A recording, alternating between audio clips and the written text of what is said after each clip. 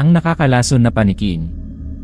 Sa isang liblib na probinsya sa gitna ng madilim na kabubatan, may isang alamat na ikinakatakot ng mga naninirahan doon, ang tungkol sa mga paniking kasinlaki ng aso na umiinom ng dugo ng mga naliligaw na manlalakbay.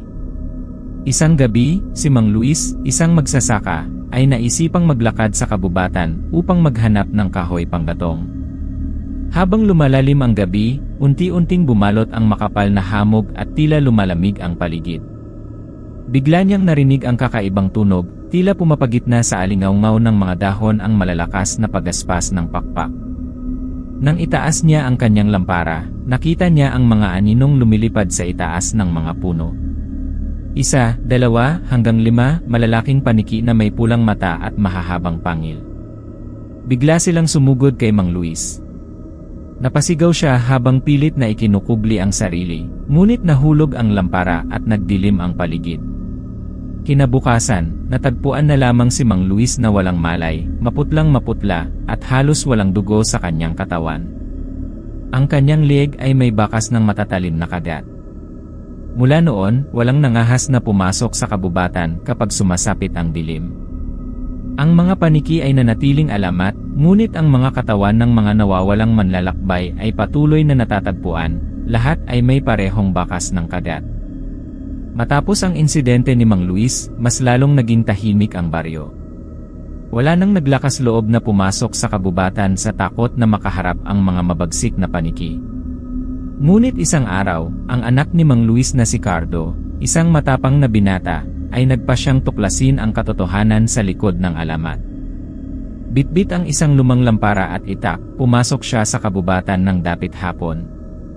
Habang lumalalim ang gabi, ramdam niyang parang may nagmamasid sa kanya mula sa itaas. Bigla, narinig niya ang pagaspas ng malalaking pakpak. Pagtingala niya, nakita niya ang mga paniki, mas malalaki pa sa inilarawan ng kanyang ama. Ang kanilang mga mata ay nagliliyab na pula, at ang kanilang mga pangil ay kasing talas ng patalim. Isa sa mga paniki ang biglang sumugod kay Cardo, ngunit naagapan niyang mataga ito ng itak. Bumagsak ang paniki, nangingisay habang ang dugo nitong kulay itim ay tumulo sa lupa. Laking gulat niya nang makita niyang nagsimulang umusok ang dugo ng paniki, tila may halong lason. Ngunit hindi pa natapos ang lahat. Mas dumami ang mga paniki, dumagundong ang hangin sa kanilang pagdating. Mabilis na tumakbo si Cardo, ngunit nadulas siya sa makapal na putik at natumba. Isang paniki ang lumapit at sinubukang kagatin siya. Sa gitna ng takot, naalala niya ang kwento ng kanyang lolo, ang mga paniki raw ay takot sa liwanag ng apoy. Agad niyang sinindihan ang kanyang lampara at itinutok ito sa mga paniki. Isa-isa silang umatras, naglalagablab ang kanilang mga mata, habang ang liwanag ay tila sumusunog sa kanilang mga pakpak. Nang makabalik si Cardo sa baryo, dinala niya ang kwento sa matandang albularyo, si Lola Feli. Ayon sa kanya, ang mga paniki raw ay hindi likas na halimaw.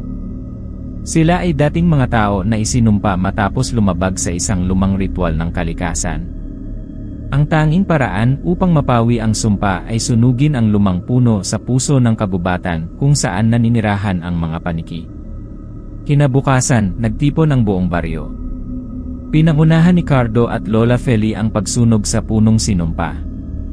Habang nagliliyab ang apoy, narinig nila ang nakakakilabot na huni ng mga paniki. Isa-isa silang bumagsak mula sa kalangitan, hanggang sa tuluyang tumahimik ang paligid. Mula noon, nanumbalik ang kapayapaan sa baryo. Ngunit ang kwento ng mga nakakalason na paniki ay nanatiling buhay, bilang paalala na huwag baliwalain ang mga lihim ng kalikasan.